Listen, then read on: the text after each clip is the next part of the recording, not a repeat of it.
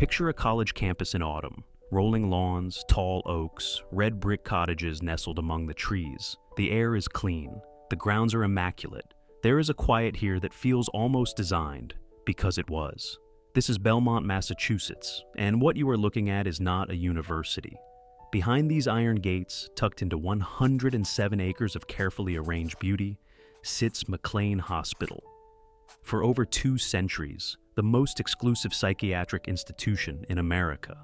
A place so elegant, so deliberately serene, that generations of patients arrived not knowing quite what it was. A retreat, perhaps, a rest cure, a temporary arrangement. That was often the idea. Because McLean was not only a place where people came to heal, it was a place where people were quietly made to disappear. Not by enemies, not by the government, but by their own families, the very people who signed the admission papers with steady hands, and drove home in silence, relieved. Behind these gates, a poet would write some of the most searing verses in the English language, in between rounds of electroshock therapy. A legendary musician would sit at an upright piano in a grand brick hall, playing for patients whose families had paid to never see them again. A landscape architect would arrive at the end of his life, look around at the place he had helped bring into existence, and realize no one had listened to a word he said. And the old money dynasties of Boston, the Brahmins, the heirs, the quietly embarrassed, would discover that McLean's gates were the most discreet solution that money could buy. This is the story of America's golden cage, and it begins with a question that has no comfortable answer. What does it mean when the people who lock you away are the same ones who say they love you? Chapter 1: Born from Chains. Before there was McLean, there was something far darker. In early America, the mentally ill were not treated. They were managed, hidden, and contained. If a family could afford to keep their troubled relative behind closed doors, that was considered a mercy. If they could not, the options were grimmer still. The local jail, the almshouse, the workhouse. Institutions that made no distinction between the criminal, the destitute, and the simply broken-minded. They were housed together in the same filth, under the same indifference, because the prevailing wisdom held that madness was not an illness. It was a failure, something to be locked away from polite society and forgotten. Across the Atlantic, the picture was no better, and in some cases, considerably worse. At Paris's notorious Bicêtre Asylum, inmates were loaded down with chains, shackled to floors and walls, at the mercy of attendants armed with whips, and the authority to use them freely. In certain German institutions, patients were lowered into dungeons filled with snakes, the theory being that extreme terror might jolt the mind back to reason. England's King, George III, during one of his episodes of mental illness, was bound in a straitjacket and physically restrained by his own attendants. A king, treated no better than a prisoner. If royalty could be treated this way, one can only imagine what awaited those with no name and no title. Then, in 1792, something shifted. A French physician named Philippe Pinel took charge of the Bicêtre and did something that scandalized his colleagues and changed the history of psychiatry. He ordered the removal of the chains and championed the humane philosophy that would spread across the Western world. He proposed that the mentally ill were not monsters to be subdued, but human beings in distress, and that a calm environment, structured routine, and basic human dignity might do more for them than any restraint or punishment ever had. Around the same time, in England, a Quaker named William Tuke established the York Retreat on similar principles. Together, they gave the world a new idea: moral treatment, the belief that the mind, like the body, could heal, if given the right conditions. That idea crossed the Atlantic slowly. In 1811, the Massachusetts legislature granted a charter to the Massachusetts General Hospital Corporation, organized in part by Reverend John Bartlett, chaplain of the Boston Almshouse, who had seen firsthand what happened to the mentally ill when no one cared for them. From the very beginning, the founders intended a separate facility, one dedicated entirely to the treatment of mental illness, built not on punishment, but on Pinel's principles.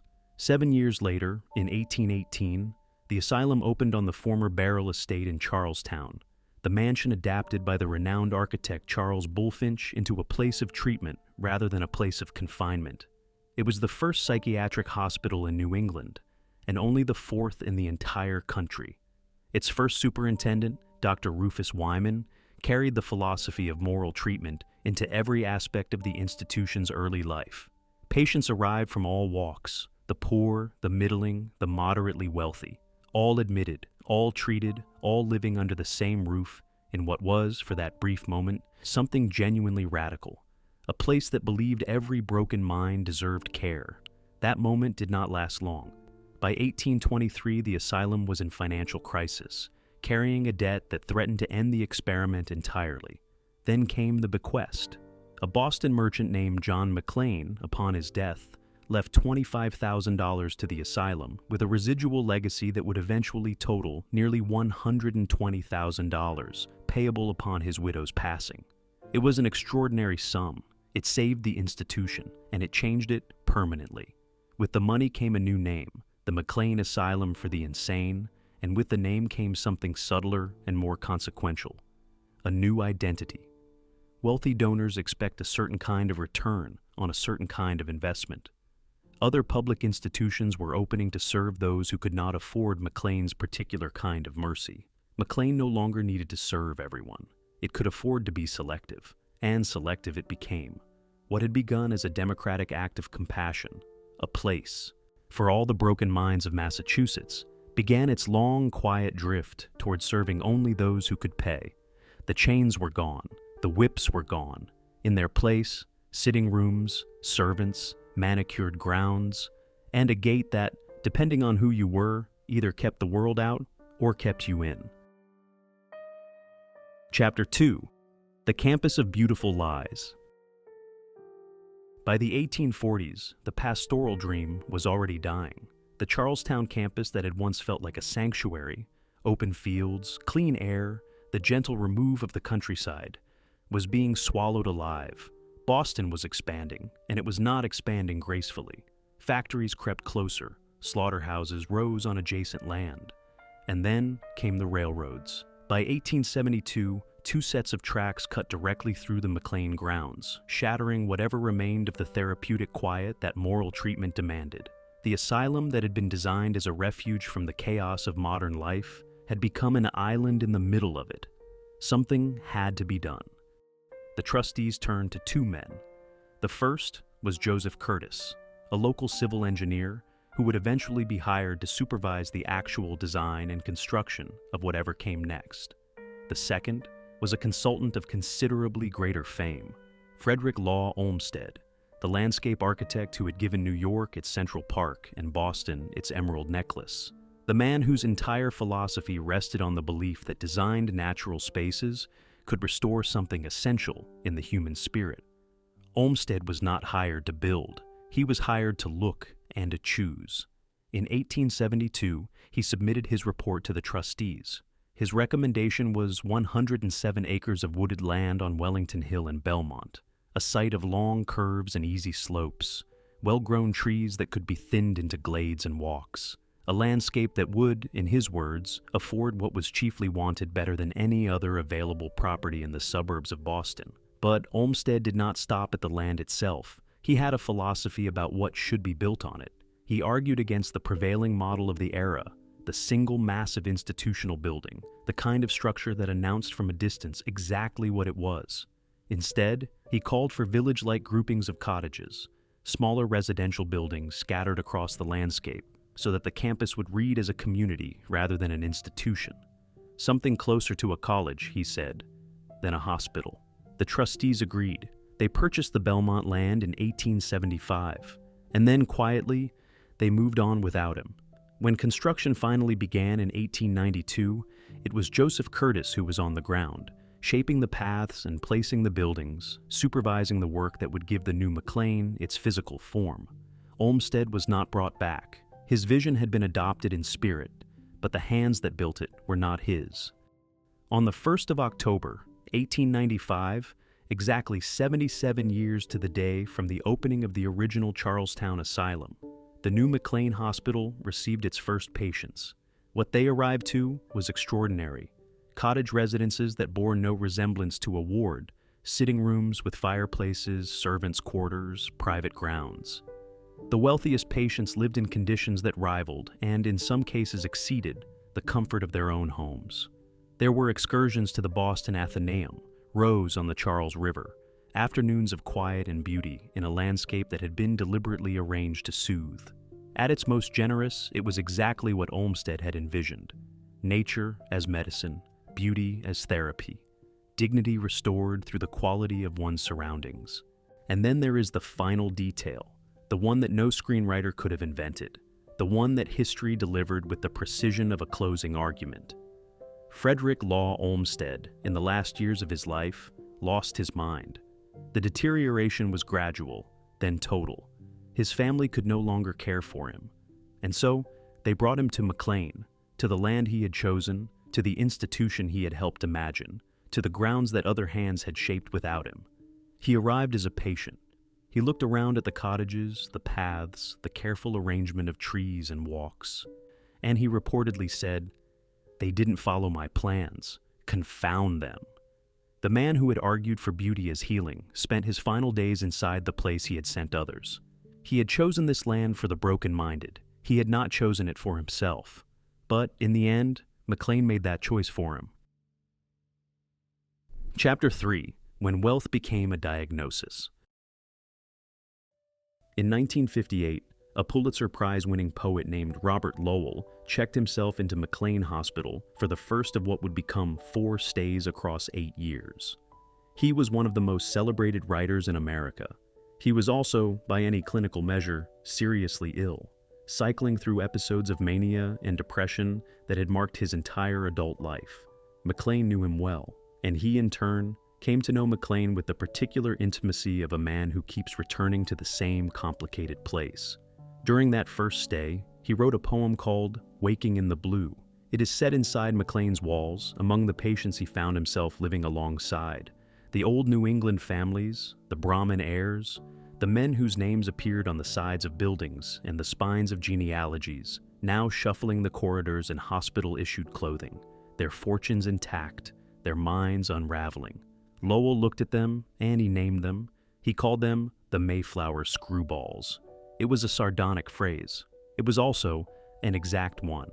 Because McLean, by the middle of the 20th century, had become something that its founders almost certainly never intended, and its administrators would never say aloud: a repository for the inconvenient. A place where the great families of New England could deposit a troubled relative with the same quiet efficiency they might use to manage any other embarrassing piece of business. No scandal, no public spectacle, nor any awkward explanations at the club or the church or the dinner table. The machinery of it was elegant in its simplicity.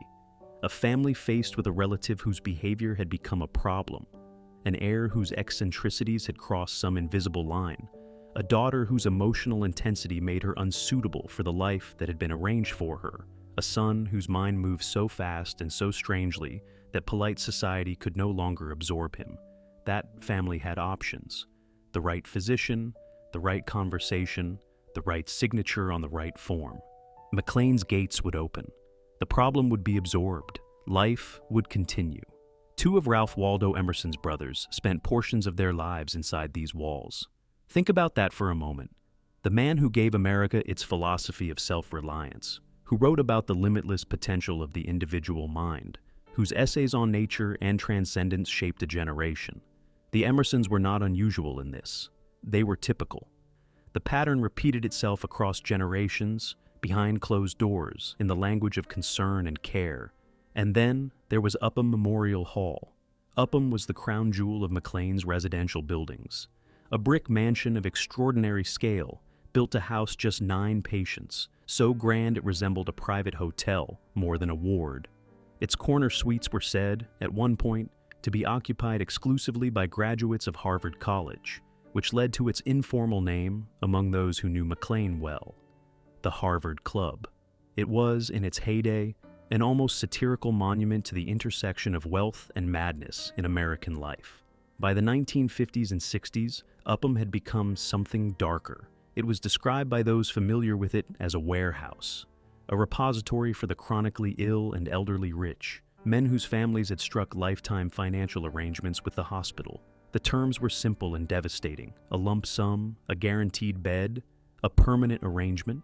The family's obligation in practice was discharged. There was little incentive for the institution to pursue recovery for these patients. Their families had paid good money, as one account put it, never to see them again. They never did. The gender dimension of all this deserves to be named plainly. Women arrived at McLean'S gates in disproportionate numbers, and the justifications offered for their admission were often less medical than social. Unconventional intellectual ambition. Emotional intensity that exceeded what a family or a husband found comfortable. A refusal to conform to the life that had been laid out. These were not diagnoses. They were verdicts, social verdicts, handed down by people with the money and the connections to make them stick. The paperwork called it illness. The reality was frequently something more like inconvenience. Robert Lowell understood this. He was, after all, on both sides of it. A man who genuinely needed help, living among men who had simply been filed away. From that vantage point, inside the blue-walled corridors of McLean, he posed a question that the institution could never quite answer. Was this care, or was this erasure? Chapter 4. The Laboratory of Suffering.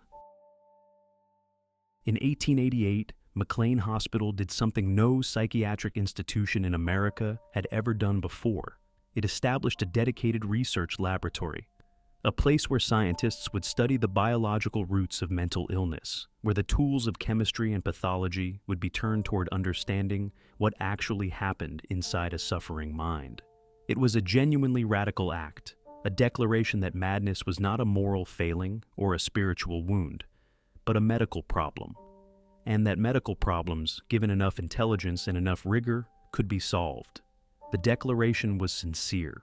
The solutions, however, were another matter entirely, because running alongside McLean's genuine scientific ambition was a history of treatments so damaging, so misguided, so marked by the particular confidence of people who were certain they were helping, that the distance between the research laboratory and the torture chamber was, at certain moments, uncomfortably small. To understand how that happened, it helps to start not with a procedure, but with a person.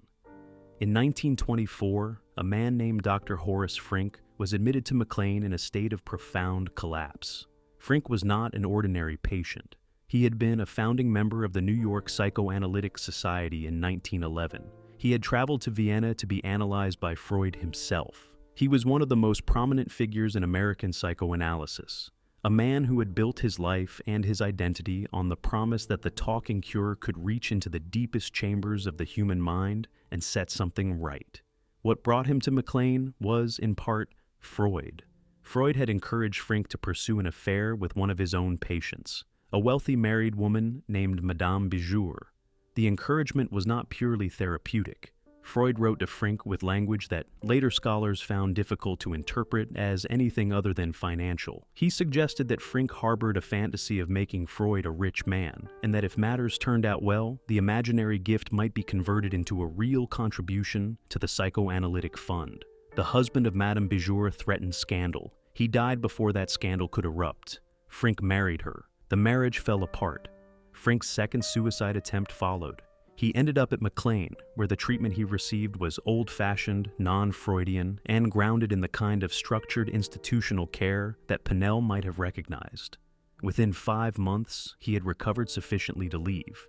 The institution he had dismissed as hopelessly behind the times had done what the movement he helped build could not. The case of Carl Liebman in the 1930s is stranger still. Liebman had spent years moving from analyst to analyst, convinced that he was being followed by detectives. Every analyst he saw noted the delusion. None of them could touch it. He was eventually admitted to McLean, where a letter arrived from his sister, explaining the family's situation. She wrote that ever since Liebman had left Vienna, the family, deeply worried about his mental state, had hired detectives to follow him.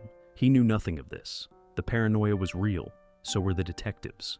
Liebman never recovered. He lived out the rest of his life inside McLean's comfortable walls, a man whose central delusion had turned out to be true in a system that had no framework for that particular form of tragedy. These were the human realities behind McLean's search for a cure. And the search itself, across these decades, produced instruments of treatment that range from the merely ineffective to the genuinely harrowing. In the early years, McLean purchased a version of Dr. Benjamin Rush's tranquilizing chair, a restraint device developed by the Philadelphia physician who believed madness was rooted in the blood and could be disciplined out of the body. 17 different forms of hydrotherapy were practiced: emetics, tincture of opium. The body was the target because the mind remained unreachable by any other means. Then came insulin shock therapy. Patients were injected with doses of insulin large enough to drop their blood sugar into unconsciousness, a coma induced deliberately, repeatedly, over weeks at a time.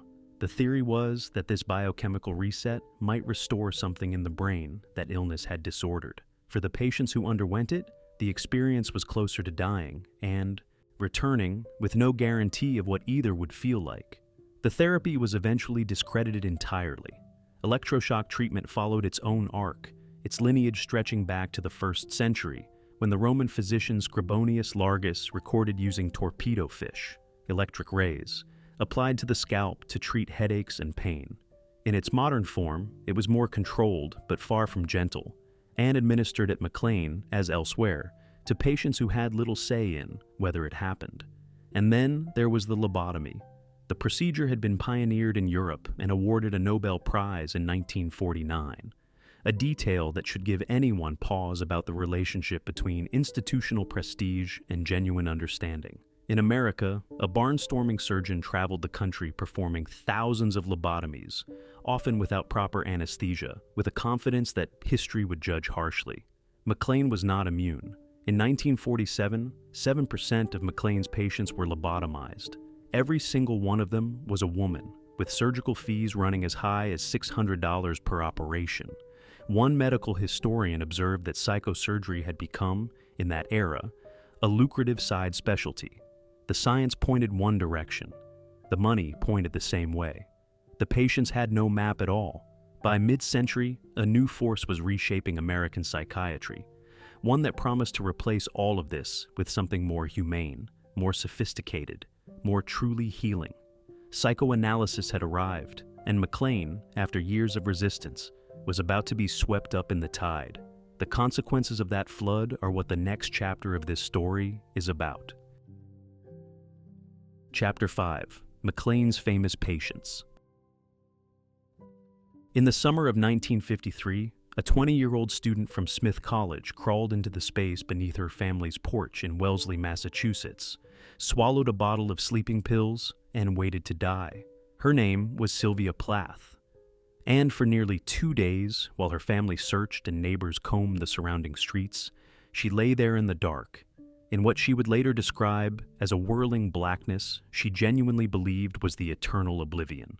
When they finally found her, she was still alive, barely. After emergency treatment, she was transferred to McLean Hospital in Belmont.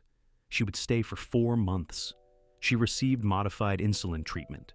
She underwent a second course of electroconvulsive therapy.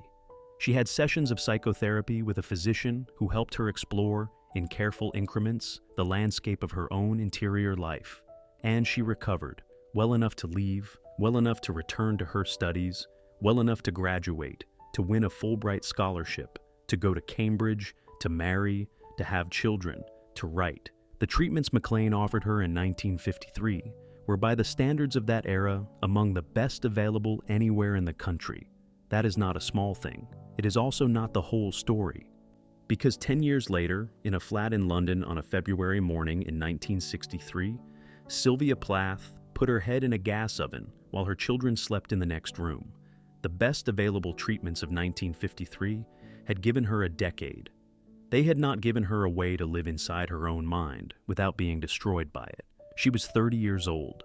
Her novel, The Bell Jar, published just weeks before her death, drew directly on her time at McLean. The fictionalized version of the hospital she created entered the American literary imagination and never left. McLean had saved her life. She had repaid it with a portrait that asked uncomfortable questions about what saving a life actually meant. Robert Lowell was already a McLean veteran by the time Plath arrived. He had been coming and going for years. 4 stays across 8 years in total, each one prompted by the manic episodes that would overtake him without warning and recede, eventually without explanation. He was a Pulitzer Prize winner. He was also a man who could not always tell the difference between inspiration and the edge of the cliff. His poem, Waking in the Blue, written during his first McLean'S stay, was set in these very corridors, among the Mayflower Screwballs, the Harvard men in their hospital gowns, the old money reduced to its most essential and most helpless form. Lowell was simultaneously McLean's most clear-eyed critic and one of its most faithful returning residents. He knew exactly what the place was, and yet he kept coming back anyway. In April of 1959, a mathematician named John Nash was admitted to McLean by colleagues from MIT who recognized that something had gone catastrophically wrong with one of the most extraordinary minds they had ever encountered. Nash had begun to believe he was receiving messages from extraterrestrial forces. He had tried to surrender his American passport to foreign embassies. He was, by any clinical measure, in the grip of a severe psychotic break. At McLean, he was diagnosed with paranoid schizophrenia and treated with antipsychotic medication, not insulin shock therapy, which he would experience only later. At a different institution entirely, he responded to treatment. His acute symptoms receded within weeks. He stayed for roughly 50 days, then was released. James Taylor arrived at McLean'S gates in the final months of 1965. He was 17 years old. He had been sleeping 20 hours a day. His grades had collapsed, and his parents, alarmed and out of options, arranged his admission after he was assessed as suicidal. Taylor would spend 9 months inside these walls, long enough to complete his high school diploma through McLean's affiliated Arlington School, long enough to begin writing the songs that would eventually make him one of the most beloved musicians of his generation. Knocking Round the Zoo was written here, about this place, about the particular texture of life inside a locked ward when you were 17 and the world outside has become impossible.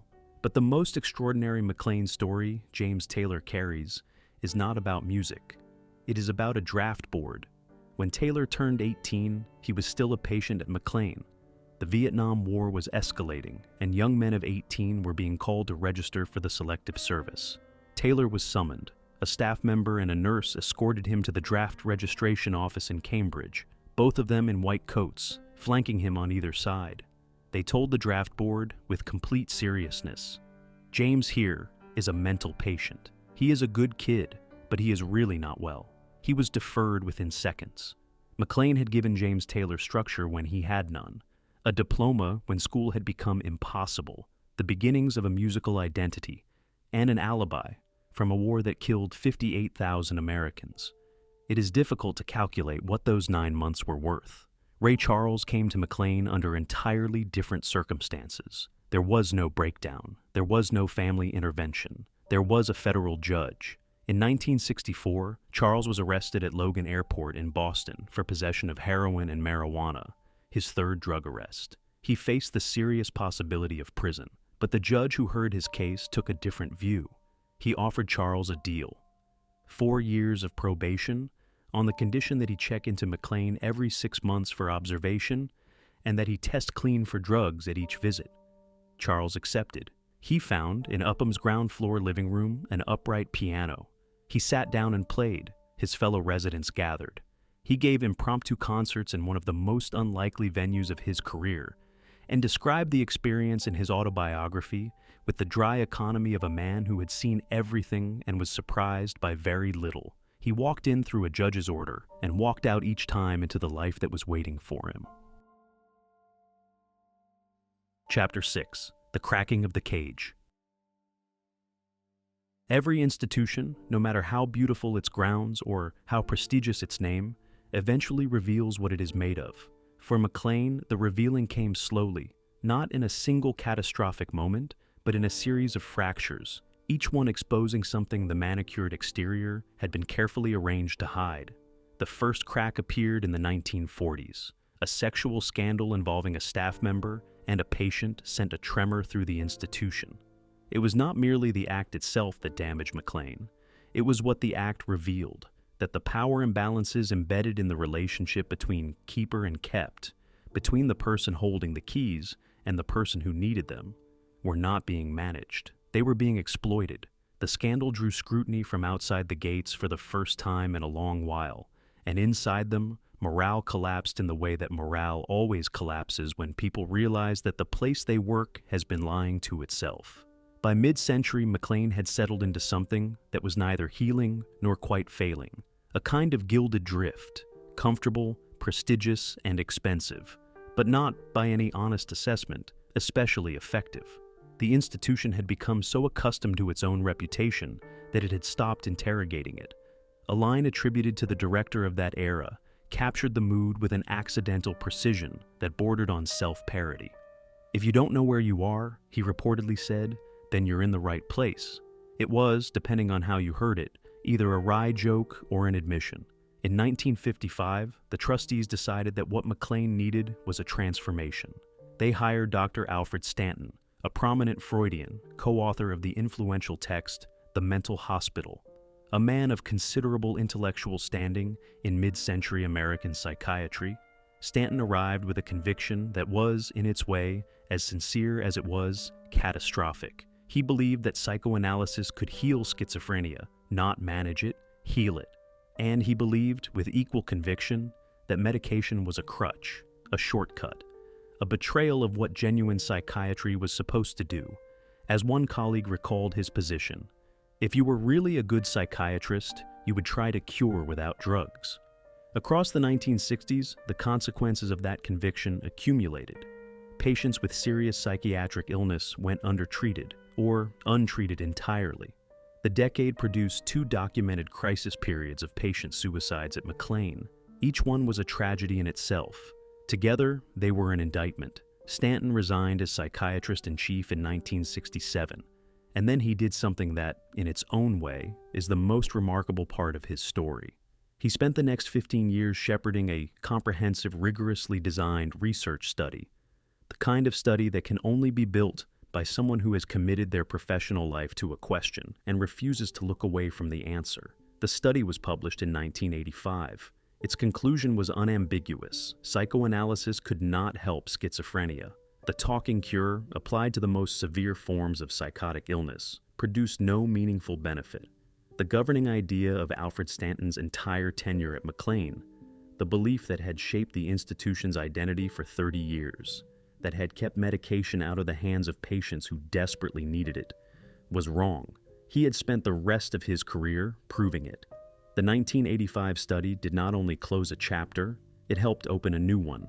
The era of psychopharmacology was already underway, and Stanton's findings gave it additional momentum. The drug-based approach that he had resisted, that he had characterized as a failure of ambition and craft, became the foundation of modern psychiatric treatment. McLean was not well positioned for the world that followed. The finances told the story plainly. Across the 1990s, the institution faced losses substantial enough to force a reckoning that would have been unthinkable a generation earlier. The trustees approved the sale of 80% of McLean's land, the pastoral paradise that Olmsted had identified, that Curtis had shaped, that generations of Boston's elite had paid extraordinary sums to access. That landscape was carved up, parceled out, and sold. The grounds shrank. The campus that had been designed to feel boundless suddenly had very visible edges. What remained was reorganized around research, genuine, rigorous psychiatric science that McLean continues to produce to this day. And alongside that reorganization, something else appeared. A new ward called the Pavilion opened its doors to offer a high-end clinical experience for patients of significant means.